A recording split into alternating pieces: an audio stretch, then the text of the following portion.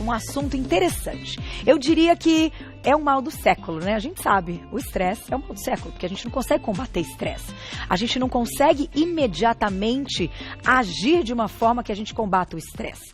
Ele causa aí algo imediato que te tira um pouco do controle muitas vezes e que futuramente pode gerar um monte de problema, principalmente quando você não está ali raciocinando e acaba cometendo besteiras em seguida, até em ambiente de trabalho, porque você acabou de passar por um momento de estresse. E isso acontece com todo mundo, vamos ser sinceros? Todo mundo tem um momento ali de estouro, de perigo. Então a gente propôs uma pauta que eu acho que vai ajudar muita gente. Inclusive a gente abriu um pouco a mente até entender como a gente pode se controlar. Porque saber que a gente vai ter situações de estresse, a gente sabe que a gente vai ter. Mas a gente precisa de um controle. Como é que a gente mantém um controle? Então a gente vai conversar hoje sobre como o corpo reage a essa situação de estresse. A gente tem duas possibilidades. Ou um pânico, que daí já virou uma doença instalada, de repente, de alguém, né? A pessoa já tem ali que ela tem um pânico, ela tem uma síndrome do pânico, que é um caso que tem que ser tratado com mais cuidado, mas a gente tem uma parte desse assunto que é a ansiedade. Todas as pessoas são ansiosas, algumas mais, outras menos. A gente costuma dizer, inclusive, que as mulheres são mais ansiosas que os homens. Por isso, a gente vai conversar com o querido psiquiatra, mais uma vez, Dr. Diego Tavares. Bem-vindo! Deixa eu abaixar, não precisa se levantar. Bem-vindo. Muito obrigada mais uma vez. E isso que a gente estava comentando e que eu introduzi há pouco é a mais pura verdade, né, doutor? Dá para dizer hoje que ninguém vai passar por uma situação de estresse? É impossível. E que todas as pessoas têm o seu grau de ansiedade. Algumas mais, e que isso pode atrapalhar a rotina mesmo. Outras menos, mas ainda assim com essa rotina um pouquinho atrapalhada. Eu queria abrir o nosso assunto, então, te perguntando o seguinte. Hoje, com as reações que a gente tem no nosso dia a dia, de surpresas no trabalho, de um perigo de falta de segurança que a gente sabe que tem nas ruas e tantos outros problemas que podem virar um estresse, cada um aí na sua medida, o que você tem observado em consultório que é a primeira reação das pessoas? As pessoas hoje elas têm aí uma reação explosiva a uma situação de estresse? Então, isso que você falou, primeiramente, boa tarde a todos, né? Agradeço por estar aqui de novo. Isso que você falou é importante, porque o cérebro, ele está preparado mesmo para reagir aos perigos do dia a dia, e isso é ansiedade, e isso é normal. Tá. Então, quando as pessoas dizem, eu sou ansiosa, como se isso fosse um problema, como se isso fosse uma doença, não ser ansioso é muito pior para o indivíduo, porque ele não vai ser aquela pessoa preocupada com as coisas que estão em volta, e ele não vai ser precavido. Tá. Então, o risco, biologicamente, enquanto espécie, o risco de um animal ser não ansioso, entre aspas, é ruim, porque ele pode morrer diante de um perigo que o ataca. Porque ele não está preocupado. Então, a ansiedade vem até como um alerta de cuidado, né, para você não deixar que aquilo piore ou que aconteça algo mais grave. Isso. Nós dizemos que os seres humanos têm ansiedade, ao contrário dos animais, porque nós temos o pensamento. Cognitivamente, nós criamos no imaginário e nos precavemos, antecipamos as situações que vão acontecer para saber como agir de uma forma ou outra. O animal não. O animal, ele reage de uma forma mais imediata, hora que o perigo já está no momento. O ser humano, não.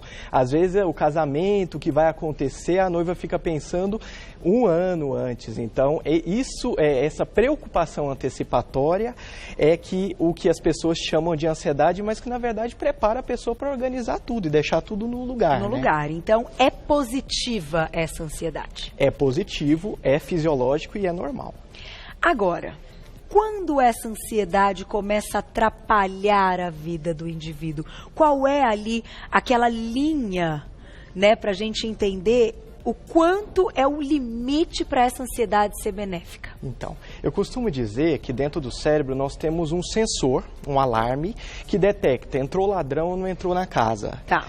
É normal nós ficarmos apreensivos diante de um perigo iminente ou uma situação realmente aversiva. A pessoa que tem transtorno de ansiedade, ela desregula o cérebro e esse sensor começa a disparar o tempo todo. Então é como se fosse um carro que apita, você vai lá ver, não tem nada. A pessoa ansiosa é assim. Ela está apreensiva, ela está... Aí ela volta lá para conferir, mas não aconteceu nada. Não aconteceu nada. Então ela está preocupada com algo, com perigos o tempo todo, aquele alarme está disparando o tempo todo, então é muito fácil diferenciar de uma ansiedade normal, porque atrapalha a pessoa. Porque é o tempo todo uma preocupação. E aquela sensação física de que está entrando um ladrão na casa, né? Então, ou que alguém está físicos. tendo um perigo, alguém da família está correndo um perigo. Isso. Ou que alguma coisa grave está acontecendo e você não pode fazer nada naquele momento. Porque problemas e perigos, a vida está cheia, as cidades grandes estão cheias. Então, se a pessoa não conseguir realizar as atividades dela, deixando esse medo e enfrentando as atividades, algo não está indo bem. Então, para a gente entender um pouco melhor, a gente tem um vídeo que vai destacar aí exatamente o que a gente está conversando. Quais são as reações do nosso corpo, do indivíduo, quando a gente tem um momento de estresse? Fique à vontade aí para as explicações, doutor. Bom, são aquelas reações mesmo. Quando nós temos um medo muito intenso, quando nós passamos por uma situação muito perigosa, o nosso corpo tem que fugir. Então, o coração, ele precisa mandar mais sangue, ele precisa circular mais para o organismo, senão a pessoa desmaiaria. Tá. É até normal em algumas pessoas acontecer de a pessoa desmaiar quando passa por uma situação de muito medo. Significa que o corpo daquela pessoa não está preparado para passar pela ansiedade. Tem pessoa que desmaia. Não é o normal. O normal, diante de alguém que passa por uma situação de medo, é a pessoa ficar com palpitação, coração acelerado, ofegante, trêmula. Às vezes as pernas bambeiam porque é muito rápido na maior parte das vezes. O corpo não estava esperando e vem muito rápido. Olha lá, o organismo todo se prepara para combater esse perigo nessa situação. Até liberação de hormônio, até né? Gastrointestinais, até o nosso intestino não está preparado para alimentar naquele momento. Então, por que a gente sente ânsia de vômito, né? Se a gente vai tentar comer ansioso? Porque não é o momento de comer. O corpo está dizendo para a gente, é o momento de correr, não é o momento de comer. Então essa é a primeira dica. Se nesse momento você recorre à alimentação, à comida, ao prato, à geladeira, vamos dizer assim, tá errado. A pessoa quando está com medo, ela não vai conseguir pensar direito, porque ela começa a ficar muito agitada dentro do pensamento, ela não consegue andar direito, porque houve uma descarga muito grande de adrenalina, e isso leva a uma sensação de fraqueza no primeiro momento, e ela pode ficar até com a pressão elevada. E isso a gente sabe que depois pode se transformar em outro quadro, e ter até problemas que vão avançando aí, que obviamente que a gente sai dessa nossa conversa de um estresse ali imediato, mas se a pessoa já tiver um problema de saúde, pode desencadear um infarto, pode desencadear um AVC, uma série de outras coisas. Porque a gente tem que imaginar que aquele corpo está constantemente ligado. Para quem é hipertenso, isso é péssimo. Para quem tem problema cardíaco, é o coração o tempo inteiro palpitando, agitado, a pressão mais alta do que o normal. Então, por isso que os cardiologistas são, mais do que os psiquiatras, as pessoas que mais tratam a ansiedade. Por quê? Porque quando vem para o psiquiatra, já não é aquela ansiedade leve que é a mais comum. Já é uma ansiedade como, por exemplo, no pânico. Que a gente vai falar de pânico também, até para a gente diferenciar o que é se manter aí num estado de ansiedade e o que é já ter uma síndrome do pânico, vamos dizer assim, instalada. Eu vou fazer uma pergunta para você que eu acho importante, que é o seguinte: como a gente não vai conseguir se livrar do estresse, faz parte da nossa vida, faz parte do dia a dia, e como você disse desde o início, o ser humano desde sempre sofreu um estresse, foi aí colocado no mundo com estresse, né? Pelo estresse do dia a dia, inclusive na época lá que a gente já conversou várias vezes das cavernas, sair para buscar o alimento e coisas e tal. Porém, hoje, a gente tem tanto recurso para tanta coisa. Eu vou deixar essa pergunta para você. Qual seria o primeiro recurso que nos daria ali a chance de, naquele momento de ansiedade, de estresse, mantermos alguma consciência, alguma clareza para que aquilo não evolua? E que seja algo muito pontual e não prejudique aquele indivíduo naquele momento. Porque uma situação de estresse grave e séria num ambiente de trabalho pode trazer uma demissão, pode trazer ali um incômodo, um desconforto e uma angústia que pode ficar por muito tempo prevalecendo numa equipe, né? E então é importante saber como é que a gente corta isso, já que a gente sabe que vai passar por isso, não é verdade? Afinal, o estresse está envolvido com a diminuição direta da qualidade de vida. É impressionante. Minha mãe fala assim, estamos queimando neurônio à toa, não é aquela história? O que você está gastando se preocupando com isso? É queimar neurônio à toa. Só que às vezes aquilo é tão importante para aquela pessoa que ela acha que estar preocupado, estar envolvido em algum problema, por exemplo, profissional, é o fim do mundo. E tem coisa que é. Para cada um tem o seu valor. Isso, é. Não é verdade? Cada um dá um valor para tal situação. Sim. Que para algumas pessoas aquilo acontece e fica. Para outras, ganha um corpo que é o fim do mundo. O que a gente tem que fazer numa situação dessa? Então, Carol, você sabe que mais recentemente, a gente sempre na medicina, a gente tem preocupação se as coisas têm evidência, né? Então, se esse tratamento que eu vou dar para a pessoa realmente é melhor do que não dar nada ou não vai piorar a pessoa. Tá. E durante muito tempo, a gente sempre soube que técnicas meditativas acalmavam a mente, diminuíam a ansiedade. E agora nós temos a evidência de que alguns tipos de terapia que usam técnicas meditativas, que não precisa da pessoa ter necessariamente uma crença religiosa para aplicá-la. Tá. E uma delas é chamada de mindfulness. Mindfulness seria mente cheia, né? A mente vai ficar cheia, é pior ainda? Não, na verdade, não tem uma tradução certa, seria atenção plena. O que seria o mindfulness? É uma técnica comportamental, então não é aquela terapia que a pessoa senta e fica contando por que está ansiosa, né? Psicanálise, não tem evidência. Inclusive as pessoas dizem que piora muitas vezes a ansiedade, ficar falando, porque a gente fica remoendo aquele problema. Então, não, as terapias comportamentais, não, elas têm evidência. E essa terapia mindfulness, o que significa? A pessoa, quando começa a ter um pensamento ansioso, ela não vai dar atenção para o pensamento ansioso. Ela vai focar a atenção plena no momento presente. E não importa se o pensamento vem, vai acontecer um acidente, quando eu viajar isso vai acontecer, eu preciso tomar cuidado, eu preciso saber a estrada, não vou prestar atenção no pensamento. É uma espécie de neurolinguística? Na verdade, a neurolinguística é mais nova do que as técnicas orientais. Então, as técnicas orientais, elas são muito mais antigas. Na verdade, a neurolinguística provavelmente deve ter utilizado muito das técnicas orientais, mas as técnicas meditativas, elas simplesmente falam para a pessoa que o grande problema é quando nós temos um pensamento ansioso, a gente tende a ficar no pensamento. Isso gera sintomas físicos de ansiedade, tremor, sufocamento, dor no peito, tremedeira. E aí a gente volta para o pensamento, que gera mais ansiedade. E aí você começa a ficar num círculo fechado que se alimenta. A ansiedade, ela é um monstro que vai crescendo dentro da gente. O importante é fugir deste pensamento. Então, onde eu estou no momento presente? Que lugar é esse? Estou num ambiente de trabalho. Como é essa sala? Como é a temperatura dessa sala? Como a roupa que eu estou vestido? Como é o chão? Onde eu estou sentado? Essa técnica tem evidência de que corta aquele ciclo de levar a ansiedade. E não precisa... E, por exemplo, uma discussão no trabalho, porque pode acontecer, são coisas que acontecem. Eu não acho que as pessoas têm que sair discutindo, né, como uma briga, mas eu acho que as pessoas também têm que colocar pontos de vista quando trabalham juntas. A gente tem aí, a nossa equipe é tão gostoso quando a gente... E muitas vezes as opiniões não são as mesmas, então isso deve acontecer em qualquer e todo ambiente de trabalho.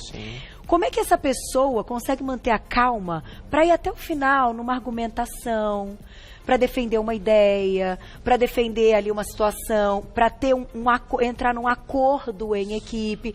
Porque é algo, gente, que parece uma bobagem, mas não é. Muda tudo. No dia seguinte, a pessoa não quer nem ir trabalhar se acontece alguma coisa no dia anterior. A ansiedade, ela é filha da adrenalina dentro de nós. A adrenalina deixa a gente bobo.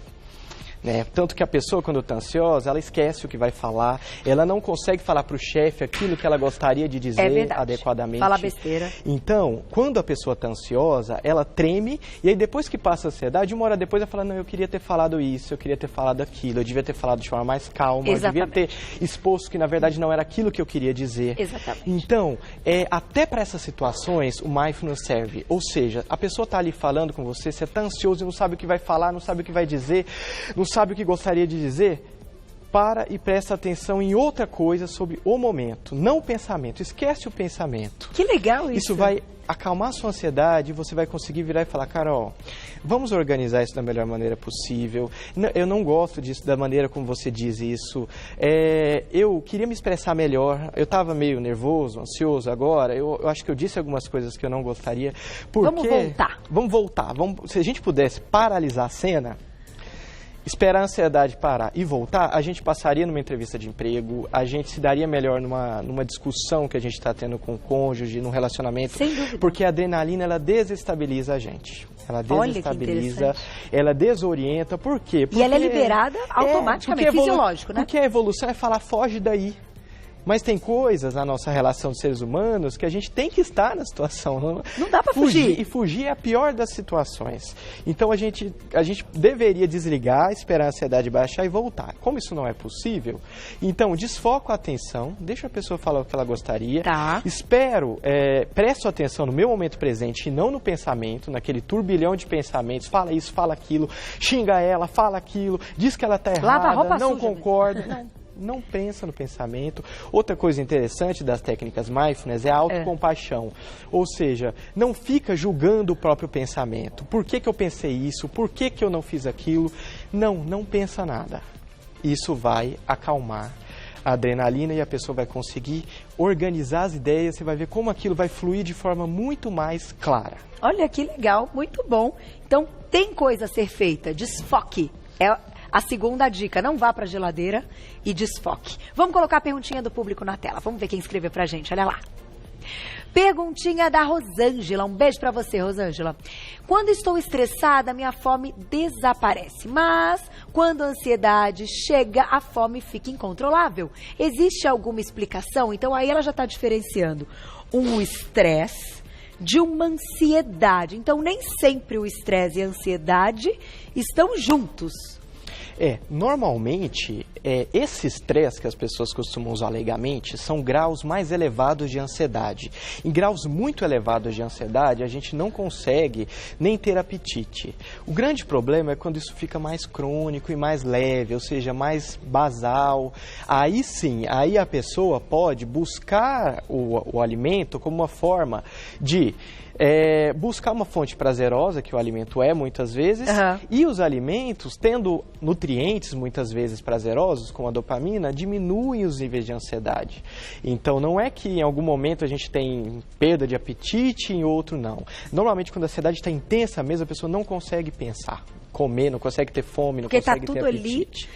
Em outra coisa, né? Em outro estado. Agora, quando isso cai a níveis mais baixos, aí normalmente a gente evolutivamente busca algumas coisas prazerosas, porque a gente sabe que isso reduz o estresse, que seria níveis mais baixos de ansiedade, mas que faz parte do mesmo quadro. E que todo mundo passa por isso, hein, gente? Vamos combinar? Não é assim, só eu que estou assim. Não, todo mundo passa por isso. Vou dar um recado, já volto. Queria falar um pouquinho dessa relação entre homem e mulher, que as mulheres são mais ansiosas, me parece, né? Parece que esses hormônios também contribuem para dar uma desorganizada nos nossos pensamentos, né, meninas? Vamos entender por quê. E já alguns sintomas muito importantes para a gente reconhecer quando vai além da ansiedade, quando a gente já está numa crise de pânico. E o que fazer, claro, porque tem que procurar ajuda. Mas vamos falar um pouquinho dessa história de homem e mulher, para a gente ter um público feminino, maioria, amplo. A gente já respondeu a pergunta, Mar. Daqui a pouquinho a gente coloca a próxima.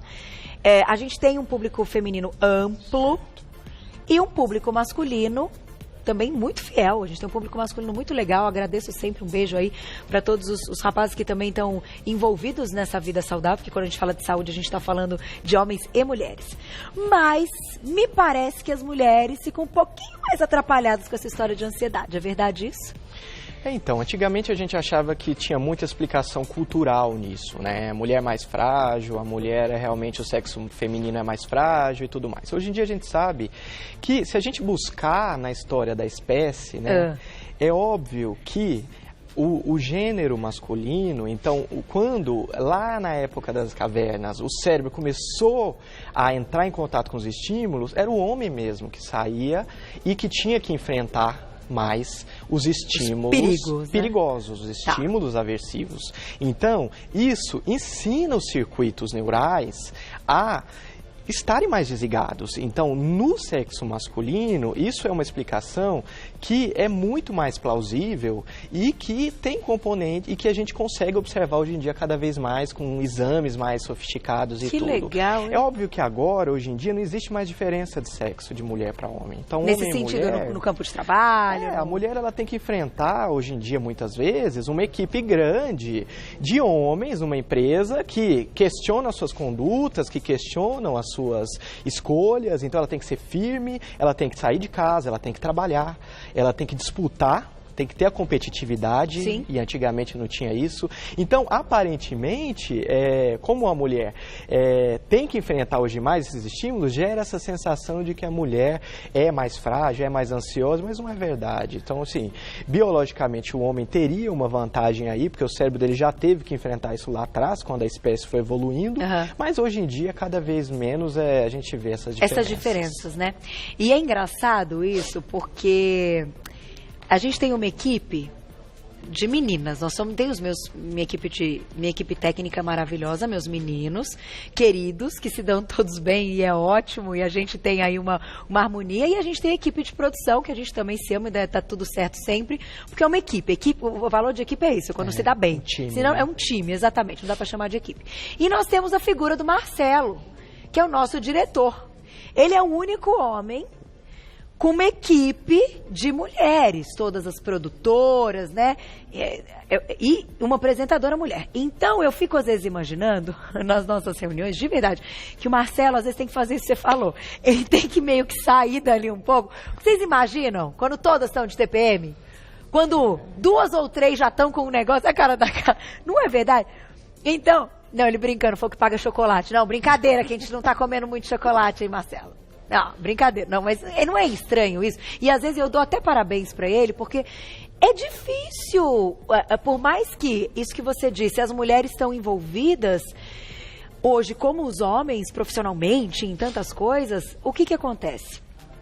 As mulheres ainda têm um envolvimento hormonal que dá uma descontrolada, né?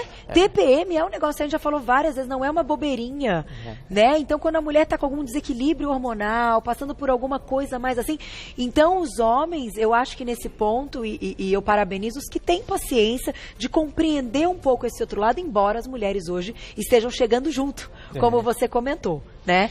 E às vezes eu até falo para as pacientes, eu falo, olha, você é uma ótima profissional, você é uma chefe de empresa, mas você tem um cérebro feminino ainda, não tem como a gente fazer esse transplante, isso não é preconceito contra gênero, contra nada, é a fisiologia. É verdade. Então o hormônio feminino confere uma labilidade maior ao humor, e você sabe que tem até uma história aqui, abrindo um parênteses, que quando muitas mulheres convivem junto, existe uma lenda aí de que os ciclos vão ficando mais ou menos sincronizados. E é verdade, não é a Camilinha fez assim que é verdade. Isso é uma catástrofe, porque a hora que vem a TPM é pedir para pegar fogo, né? Então.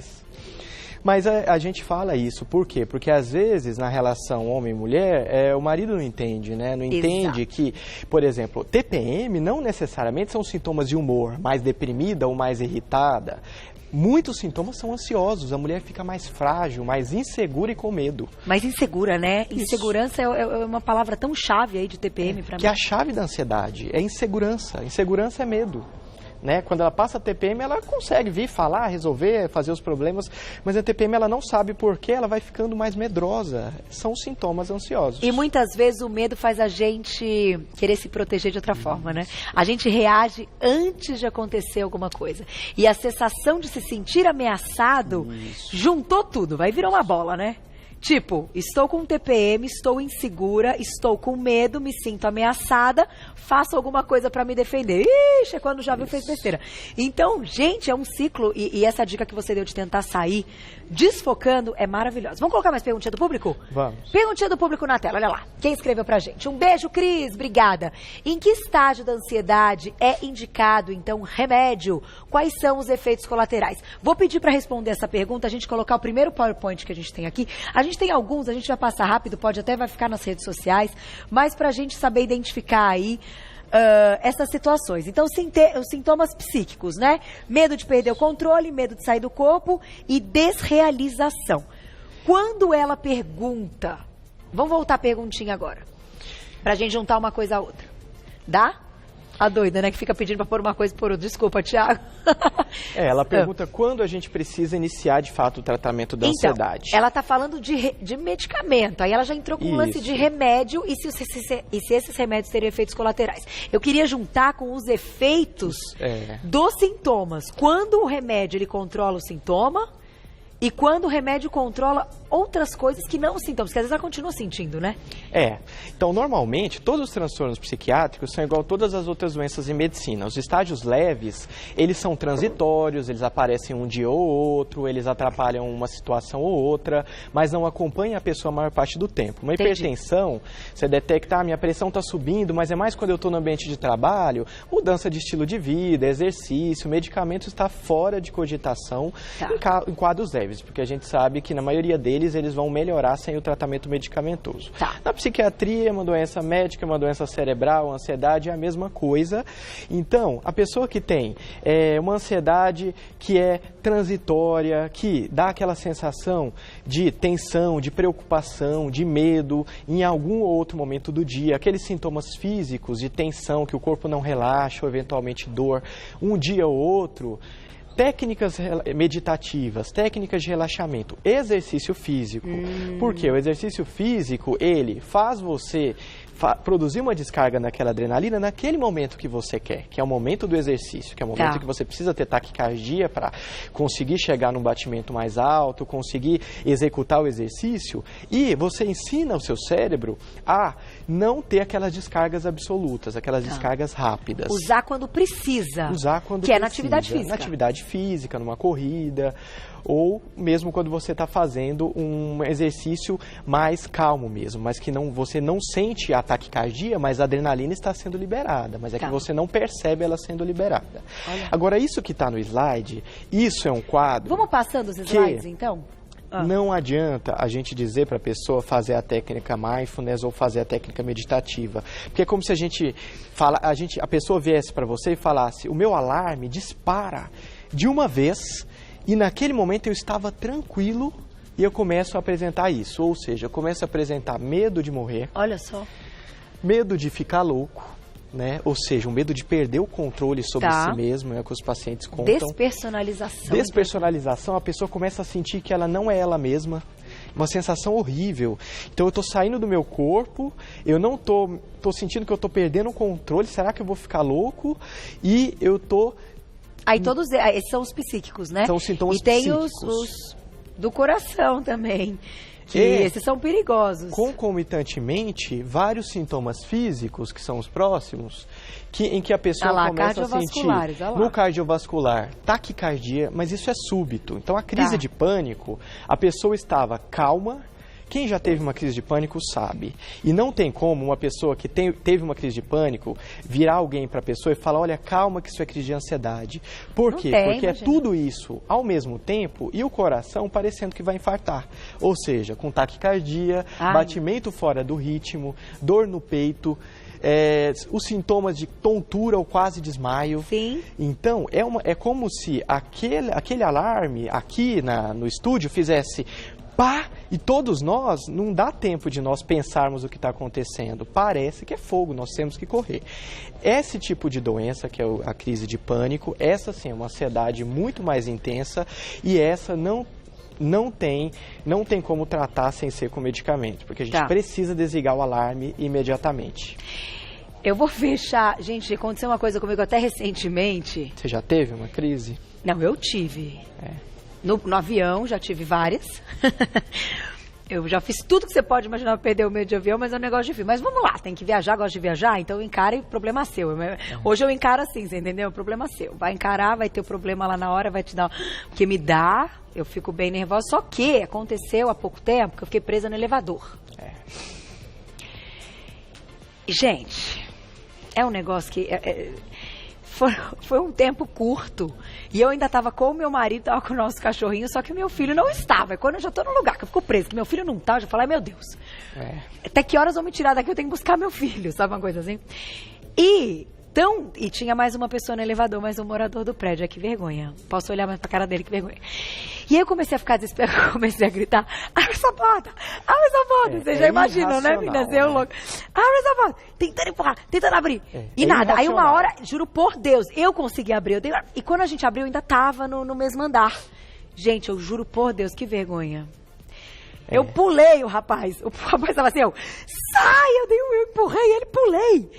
E saí correndo. Aí meu marido depois de Carol, falei, olha, eu não sei te explicar, mas fiquei assim como você falou. Gente, aquele elevador, naquele momento, já tinha ficado preso tantas outras vezes, mas naquele momento que eu estava sem o meu filho, você entendeu? Virou uma bola. Hoje, obviamente, que eu dou risada, né? Porque foi tipo, que vergonha, ele mora no prédio, né? O homem vai falar, meu Deus, essa menina é louca. Mas foi um momento de pânico mesmo. Fiquei doida, pulei o moço, abriu a porta ali, saí correndo igual uma maluca.